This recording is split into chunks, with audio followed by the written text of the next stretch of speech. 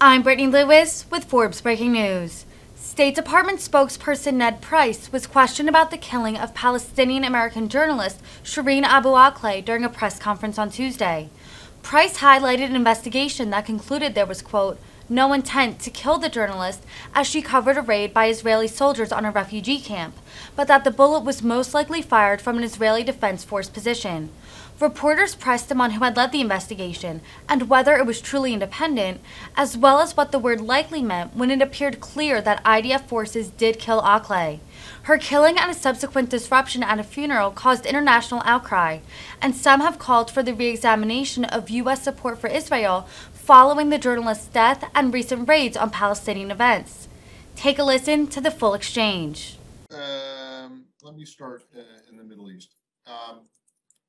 There's an old expression in our profession here that, if you produce something that pisses both sides off, you're probably doing, the right thing. That's a good job. You guys seem to have we may have succeeded. Yeah. You guys seem to have taken this to a new level with the statement yesterday about the killing of Abu Akleh.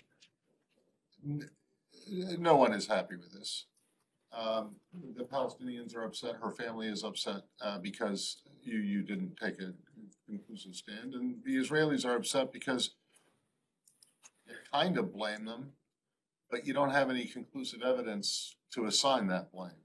So this seems to be another case of the administration trying to please everybody and then pleasing no one.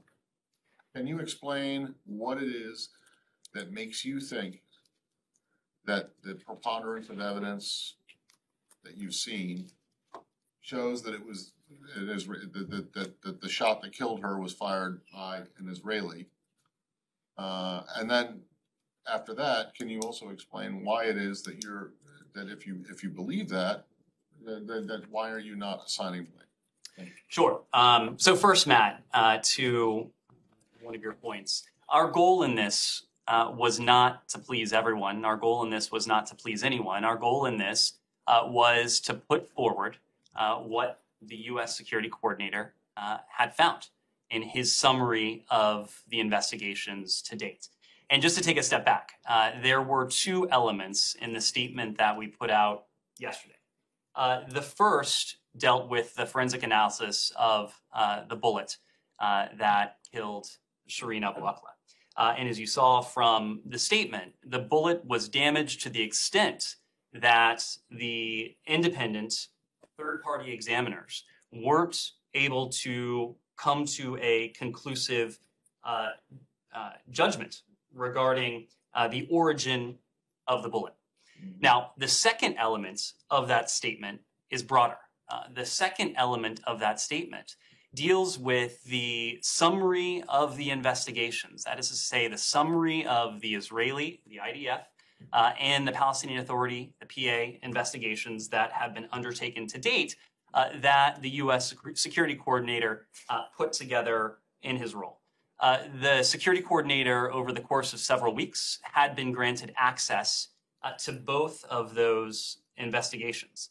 And in summarizing them, the security coordinator concluded that gunfire from an IDF position was likely responsible for the death of Shireen Abu Akleh. The security coordinator also found no reason to believe that it was an intentional killing, but rather the result of tragic circumstances during the course of an IDF-led raid in Jenin against factions of PIJ, Palestinian Islamic Jihad, on May 11th that had followed a series of attacks in recent weeks. So in terms of how the USSC, the U.S. Security Coordinator, came to that conclusion, as I said before, the Security Coordinator was granted access to the investigations of the two parties. The Security Coordinator also visited the site of Miss Abu Akleh's death in order to garner additional information. So putting all of these pieces together, it led to the determination that gunfire from an IDF position likely resulted in her death. It also, in the course of the investigation, given the totality of circumstances, given the totality of facts that became available and that were made available to the U.S. Security Coordinator and his team, They found no reason to believe that it was an intentional killing, but rather the result of tragic circumstances in the course of a raid. Okay, one, who was the independent third-party examiner of the bullet? These were members of the USSC team. Together, they have 42 years of combined forensic experience. As we said, the bullet was damaged to such an extent that it precluded a conclusive determination as to the type of gun from which the bullet was fired. But these are some of the most experienced ballistic experts in the business. Okay, but they're American officials. No, the USSC, it's a multinational organization. Okay, so can you be a little bit more specific? Well, I don't want to bring in specific countries, but the USSC, it's a multinational organization. It includes several of our close NATO allies. And so we brought in, as part of that team, 2 officials from that multinational team with extensive, as I said before, 42 years of combined forensic experience. Okay, and then how did they come to a determination that they could not conclude that there was intent or a lack of intent? And how did they come to a conclusion that it was, I mean, they basically didn't come to any conclusion. What they did, and so can you explain how it is that you're able to say that there's no evidence of intent, no matter who did the shooting? Right. Well, that's exactly what they found, or precisely what they didn't find. Exactly. That's finding nothing. Well, they found no reason to believe this was intentional. But again, they didn't find any reason that it wasn't intentional. Again, the totality of the circumstances, based on the 2 investigations to which they were granted access, based on the site visit to the site of Ms. Abu Akla's death, led them to the conclusion that this was the result of tragic circumstances during this IDF-led operation. So how does one determine intent? How do you determine what was intentional or not intentional in this case? Did you talk to the person that fired the gun? I mean, you're saying likely from IDF sources. It's important to note this is a judgment. Finish my question, please. When you say likely, I mean, it either happened or it did not happen. What is likely? I mean, it did not come from outer space. It came from a particular direction. So I want you to respond to the question, how do you determine intent? Saeed, this was a judgment based upon all of the information to which the USSC was granted access. And we said before, the USSC over the course of several weeks was granted access to the IDF-led investigation, to the PA-led investigation. They visited the site as well. So I am not standing here, nor would the USSC be able to stand anywhere and to say conclusively with 100% certainty exactly what happened. But the conclusion that the USSC came to over the course of that several-week summation of the various investigations and the site visit as well was that the bullet likely, as you said, emanated from an IDF position. Similarly, the USSC, based on those same inputs, found no reason to believe that this was intentional and concluded it was likely the result of the tragic circumstances surrounding a counterterrorism raid. Was there any conversation with the likely shooter? Was there any conversation with any group of soldiers? Because we know, Ned, I mean, we know how the Israelis operate. We know that they keep everything on record. They keep every fire that gets shot, it's recorded. Everything that is done by Israeli soldiers on a raid is completely recorded and completely, registered and so on. So why can't you talk to the Israelis in this case? There was extensive coordination and consultation with our Israeli partners on this. You're saying likely somebody was there. They know who exactly they are. So why can't they talk to this group of soldiers? Saeed, there was extensive consultation and dialogue with our Israeli partners, just as there was extensive consultation and dialogue with the PA as well. As I said before, the USSC was granted access to the IDF investigation, just as the team was granted access to the PA investigation. So this summary of the investigations that led to this analytic conclusion, not scientific, but analytic, led the USSC team to this finding that the bullet likely emanated from an IDF position and that the tragic killing of Shireen Abu Akleh was not in fact intentional. Are you still committed to holding Wait a whoever second, committed it was this not intentional now? accountable? Or you can't determine intent? What we said in the statement yesterday, the USSC found no reason to believe that this was intentional, but rather the result of tragic circumstances. So this ends right here? I mean, it's over? Well, Is you this you you investigation heard over? you heard from us similarly in the statement yesterday that we will remain engaged with Israel and the PA on next steps and to urge accountability. We do want to see accountability. We would expect accountability in any case involving a wrongful death, and this clearly was the case of a wrongful death. Our goal, and what we believe is the collective goal of the parties, is to see to it that something akin to this, the killing of a journalist in a conflict zone, can't happen again. But Must it not happened again. happen It happened again. again in Hebron. It happened again. And- Only 2 weeks after And that. Saeed, the IDF, as a professional military outfit currently in the midst of its own investigation, is in a position, or soon will be in a position, to consider steps to further safeguard non-combatants. That is something we have consistently encouraged, not only to the IDF, but in conflict zones around the world, and as part of accountability. The IDF will be in a position to consider additional steps that would safeguard civilians and non-combatants in the case of a conflict zone. Ned, how Sure. long was the USSC involved in this process? The USSC was granted access to these investigations over the course of several weeks. Several weeks. Are there any lawyers, any criminal lawyers, any people with experience in investigating murders or homicides on that team? I can't speak to whether there are lawyers with that background, but again, there are forensics experts on the team. There are security experts on the team. After all, this is the team that coordinates security assistance with the PA, that works closely with Israeli authorities as well. But this was not a law enforcement investigation. This was a summation of investigations. But the reason I ask is because the US government is arguing that it was not able to assess intent. And yes, people with experience in forensics can take a look at physical evidence, but determining intent is usually the role of someone with legal experience, usually someone who has to either argue the case or defend the accusation in a court of law. And so it raises questions about how this conclusion has been raised if people who can only deal with fragments and shrapnel and physical tissue are able to determine intent, especially if they have not actually interviewed the people who were involved, the people who fired the weapons, the people who were eyewitnesses to the weapons.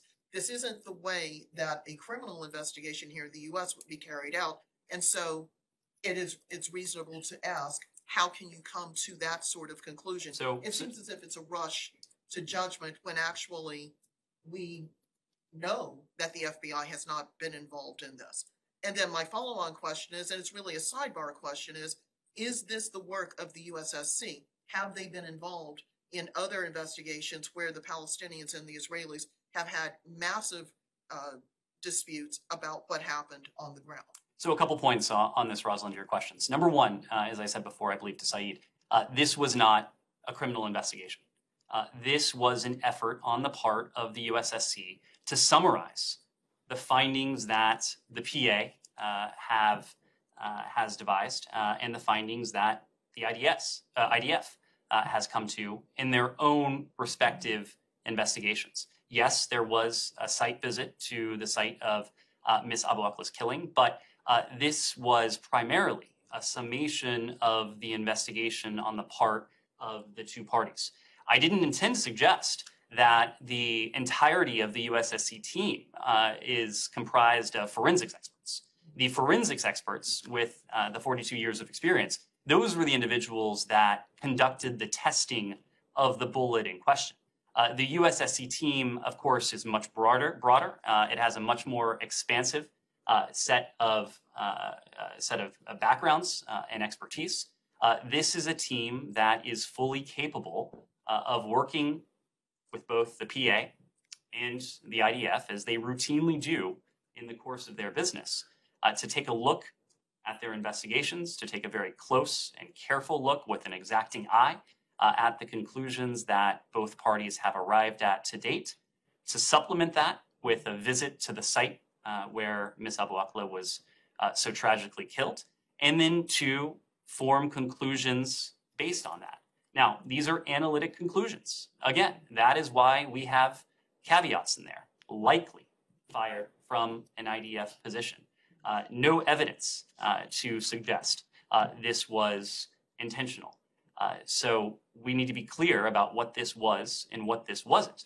But the USSC is confident in its findings, and we have confidence in turn in the USSC. The family, though, is very displeased with what the State Department is saying about the killing of their loved one.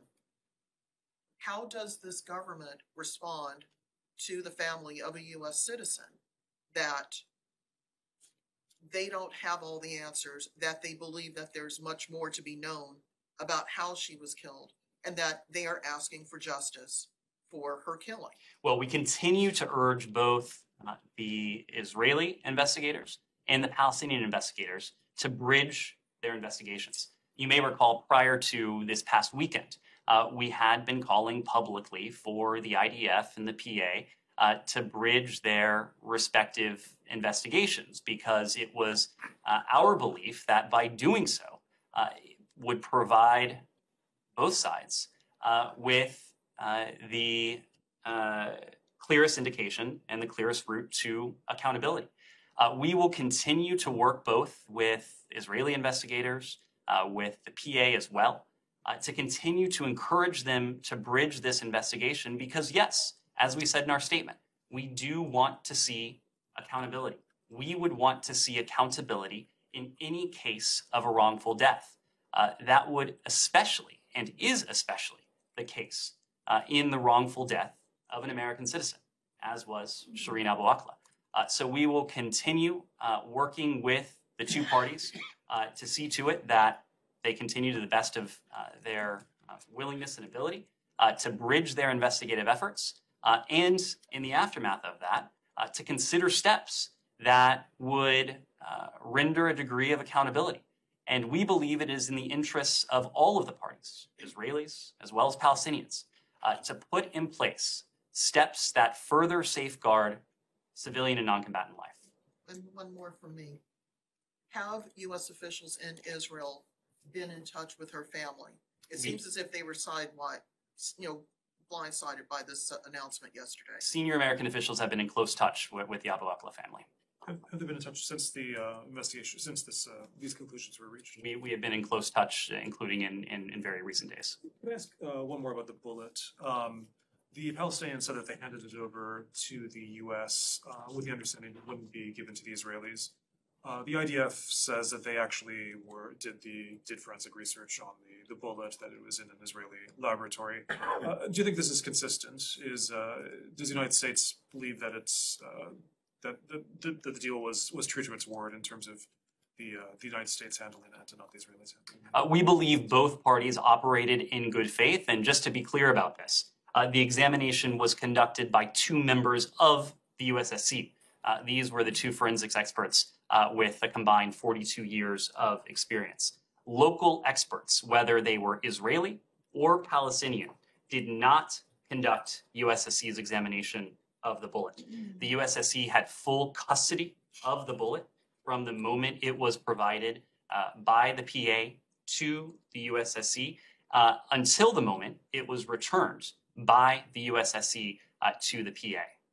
Okay, so the Israelis, when they're talking about doing research, that is simultaneous to what the USSC was doing. I couldn't speak to what they intended to say, but I can tell you that no other party had possession of this bullet during the examination. And it was returned to the PA. And it was returned to the PA. Can I have a couple more questions on the Palestinian issue? Very quickly, on the E1, I understand that the Israelis put it off till September. Have you pressured the Israelis to put off the expansion of the E1 settlement? We have consistently spoken to both sides to encourage them not to take steps that would exacerbate tensions, and that in the case of something like this would put a two-state solution further out of reach. That's been a consistent message since the start of this administration. The last one, because I promised the family. 2 years ago, 22nd of June, a young cousin of mine was killed by the Israelis. They still hold his body. I don't want to go into who was at fault and so on and all these. Why in God's name will they continue to hold corpses and not allow for a decent burial? Do you believe that the Israelis ought to free those corpses and give them to the family? There are many of them, so they can have a decent burial. Saeed, it's very difficult for me, and I'm aware of this case. I'm aware of the case. I know you've raised it before. It is difficult for me to speak to specific cases, but you have also heard from us, including in the context of Shireen Abu Akleh, that we believe that families of the deceased should be in a position to mourn in peace and in dignity, and to do so in a way that respects the tragic ordeal that they have endured. Can I just follow up on one moment? Sorry. When you mentioned accountability, the statement that you had yesterday, there should be accountability. Do you think the Israelis should have a criminal prosecution into this? The Israelis say they're investigating it. Should it be criminally prosecuted? We are not going to be prescriptive about this. Again, it was the considered judgment of the USSC that this was not intentional, and nothing to suggest that this was anything more than the tragic result of a counterterrorism operation in which a non-combatant, in this case, an American-Palestinian journalist, was killed. At the same time, we do want to see accountability. The IDF is in the midst of its own investigation as a professional military force. The IDF will be in a position, or is in a position, to consider steps to see to it that something like this can't happen again, to consider steps that would safeguard civilian and non-combatant life. And if they just say we can't figure out anything more, that's the end of it. We are always going to encourage steps to safeguard civilians and non-combatants in a combat zone. This is a message we have discussed with our Israeli partners prior to this, and we believe that based on the findings of the USSC, that there does need to be accountability. We have consistently called for accountability in the case of Ms. Abu Akleh's killing. Again, we're not going to be prescriptive in terms of what that looks like. We've said what this appears to be and what it appears not to be. But regardless, we believe there needs to be accountability to see to it that something like this does not happen again. Is it okay if I